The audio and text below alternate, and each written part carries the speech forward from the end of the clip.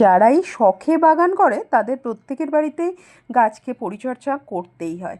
যেমন গাছের খাবার দেওয়া, ভিটামিন দেওয়া, পোকা হলে পোকার ওষুধ দেওয়া।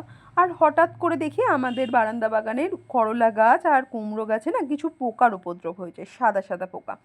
কত কি দেওয়া হচ্ছে, একটু কমেছে কিন্তু পুরো নির্মূল হয়নি। গাছের এই করলা দুটো বেশ বড় হয়েছে। পোকার ওষুধ দেওয়ার আগে ভাবলাম তাই করলাগুলো একটু তুলে নিই, কারণ পোকার ওষুধ যতই হোক একটু তো পয়জন যাবে।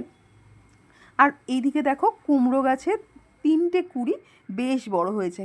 আশা করছি কালকে এই 3টে কুঁড়ি ফুটেই যাবে, মানে ফুল কিন্তু আবার পেয়ে যাব কুমড়ো গাছ থেকে। আর তারপর ভাবলাম যেই ভাবা সেই কাজ, করলাগুলো তুলেই নিলাম, কারণ আজকে একটা রেসিপি বানিয়ে ফেলি এই করলা দিয়ে।